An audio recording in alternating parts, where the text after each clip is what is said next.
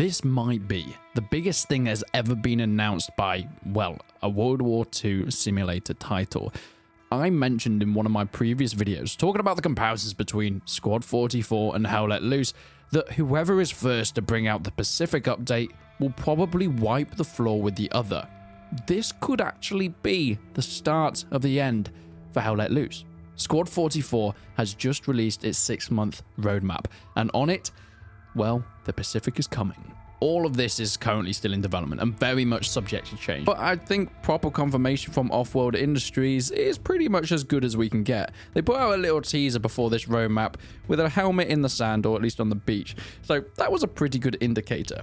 Despite it being in the future operations category, in other words, something that's going to come way later down the line, work is already ongoing, with multiple weapon models that have already been created. Map outlines have started to be put together, and they are trying to make it as fleshed out as humanly possible. Of course, there are plenty of places we can go with this. With Iwo Jima, Guadalcanal, Wake Island, I cannot wait to see the variety of maps. And I think it's going to be very interesting to see how that fits in with the rest of the gameplay from Squad 44. The United States Marine Corps will be introduced to the game, something that is almost a new faction in itself, a detachment of the US that, well, fought within the Pacific with very specialized troops trained for amphibious landings. Not only this, but I'm assuming we're going to get some amphibious tanks, which is very, very exciting, and the Japanese who will be coming into the game. They haven't really brought out any information about the arms and armors that's going to be used, but we're going to get our general looks and general ideas. Hopefully we'll get some interesting stuff like the plunge mines. Katanas will definitely... I hate the fact that we always have to talk about katanas because they're not even that cool. Okay, they are kind of cool.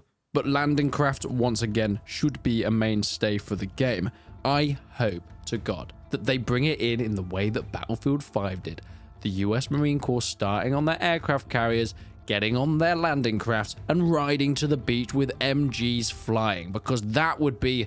well, that would be something else. Just imagine it, with the gameplay mechanics that Squad 44 has, completely different to the fast-paced and ultimate over-the-top action of a Battlefield game, having players communicate with landing crafts and being an absolute brutal affair trying to storm these beaches.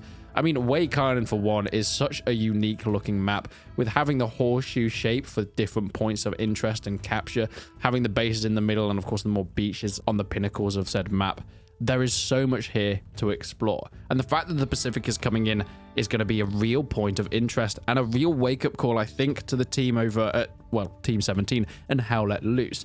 You see, there is a lot to speak about with the advancements of Squad 44.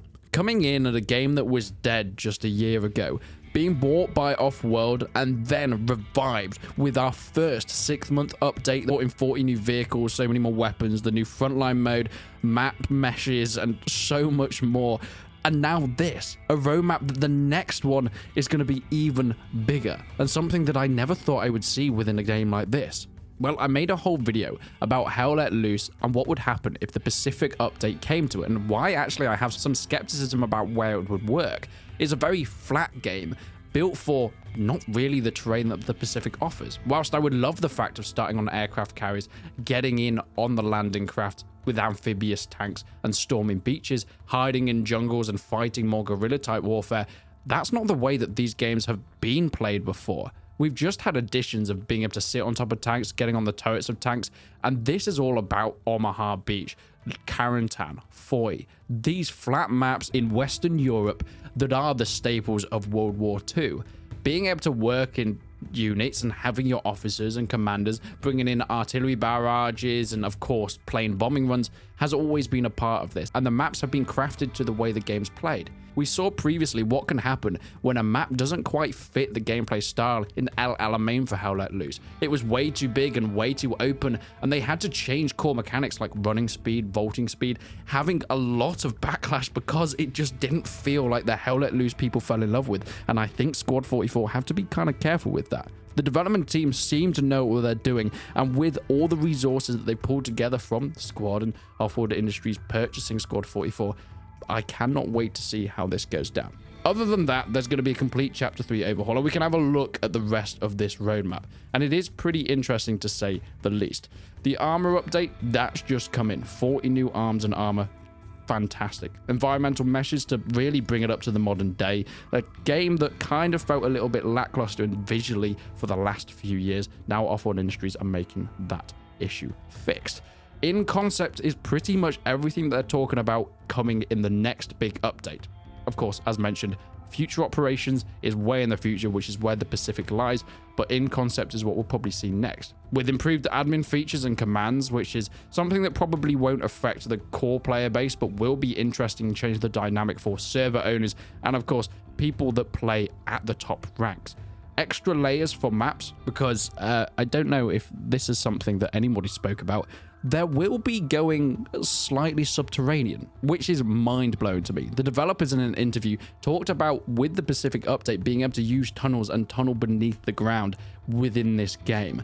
And I think that's what's going to be coming to pretty much every map, being able to use trenches and maybe even underground tunnels within the already current maps within Squad 44, because the fact that that's going to be coming into the Pacific just makes it even that more incredibly authentic to the time period. Having the Japanese team start in underground bases and use them to their advantage means that they are going to adapt the game in order to fit the maps, and it seems like they're doing it in the correct way. Some of my doubts have been quelled with that. Not entirely, I might add, but it is a good sign that they are paying attention to the way that this theatre of war was fought and how it differs from the Western Europe theatre of war, even the Eastern Europe theatre of war that we've seen in games like Hell Let Loose. So they're going to have to change and forge the game in order to work with that. Whether they'll completely change game mechanics, hopefully not, but trying to morph it into the new map and terrains will be the best way, and it's good that that seems to be a risk that they're willing to take, because if I'm going to be honest, Hell Let Loose has sat on its laurels for quite some time, and I know there'll be people that don't like the comparisons, but it is inevitable. They are two World War II FPSs that sit within the same vein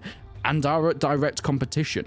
And whilst Hell Let Loose has reigned for so long, I don't think Squad 44 is too far behind in terms of its content that is on its way. Of course, there's still so much to be seen that's promised. We don't know how successful this is going to be, and it could be a complete flop. I very much doubt it, but at least it shows that Offworld have so much faith within this game that they're putting the resources that they needed to.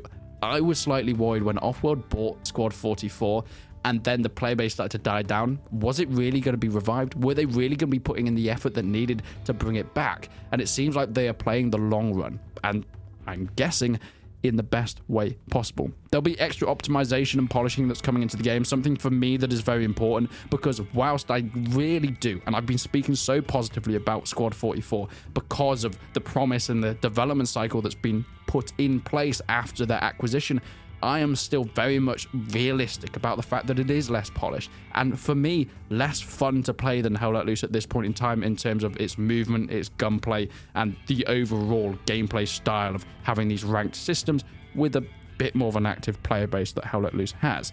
Not only that, there'll be a few extra things like a reworked training map and a few tweaks to the already in place map for Squad 44, but it's going to be a complete overhaul in general to the game.